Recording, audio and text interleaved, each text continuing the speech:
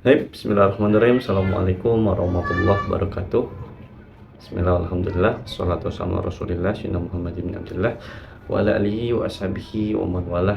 Asyhadu an la ilaha illallah wahdahu la syarikalah wa asyhadu anna sayyidina Muhammadan abduhu wa rasuluhu nabiyya ba'dah. Rabbi sholih sadri wa yassir li amri wa hlul 'uqdatam min lisani yafqahu qawli.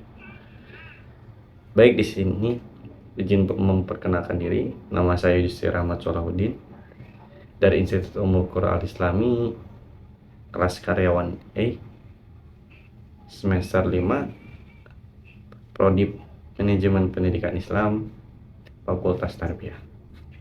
Di sini saya akan memaparkan tentang kepemimpinan.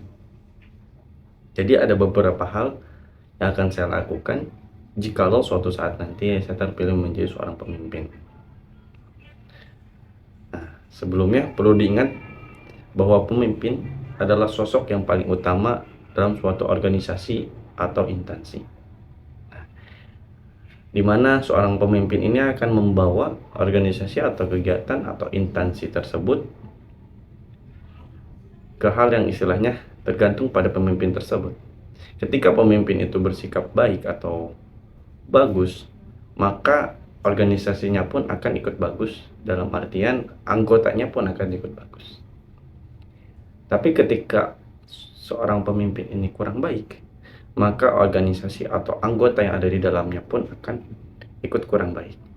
Nah, di sini saya akan memberikan beberapa hal yang akan saya lakukan jikalau saya menjadi pemimpin. Yang pertama, saya akan menentukan atau memberikan visi misi. Visi misi ini ada suatu hal yang sangat penting dalam suatu instansi sekolah atau kegiatan, karena akan membawa arah sekolah atau instansi tersebut dibawa kemana. Sesuatu itu akan jelas tertuang pada visi misi yang telah disepakati bersama.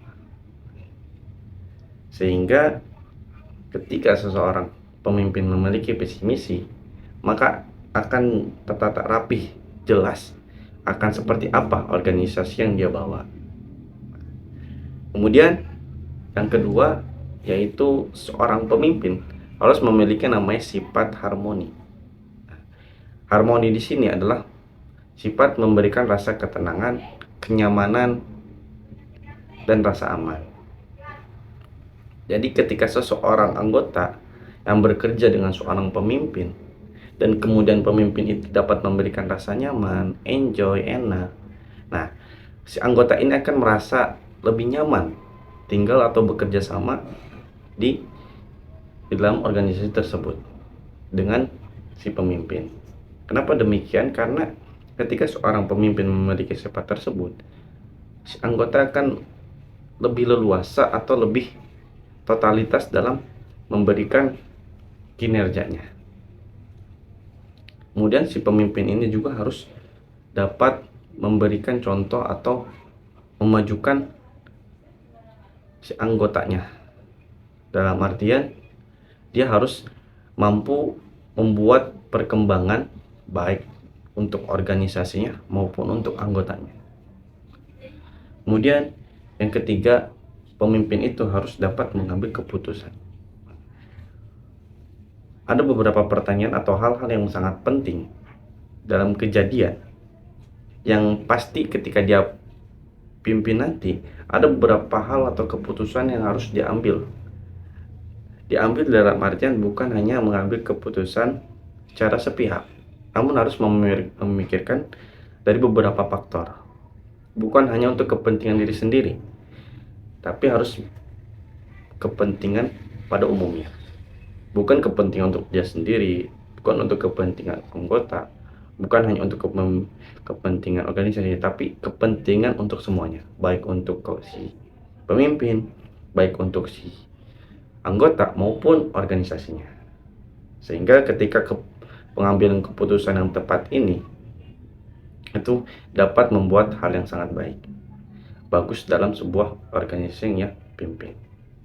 Kemudian selanjutnya, yaitu seorang pemimpin harus memiliki namanya sifat menjaga delivery.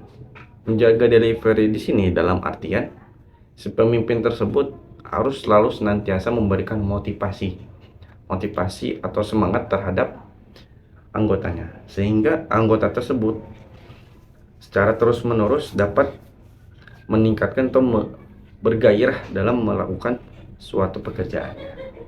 Jadi tidak hanya semangat di awal, namun dia pun semangat terus-menerus karena si pemimpin tersebut setiap harinya atau selalu mengingatkan atau memberikan motivasi terhadap si anggotanya. Kemudian selanjutnya, pemimpin itu harus dapat melahirkan regenerasi baru atau dapat melahirkan pemimpin baru. Nah, jadi si pemimpin tidak boleh hanya terfokus terhadap perkembangan dirinya sendiri, namun juga harus memikirkan perkembangan anggotanya dan harus dapat melahirkan regenerasi baru. Jadi dia pun harus memberikan ilmunya terhadap bawahannya yang akan menjadi seorang pemimpin. Nah, sehingga ketika si pemimpin tersebut lengser atau sudah tidak menjabat lagi, nah ada anggota baru atau pemimpin baru yang sama halnya kualitasnya maupun kinerjanya dengan si pemimpin yang lama. Baik, cukup sekian pemaparan tentang ketua atau pemimpin. Kurang lebihnya saya mohon maaf. Billahi taufiq wal hidayah. Assalamualaikum warahmatullahi wabarakatuh.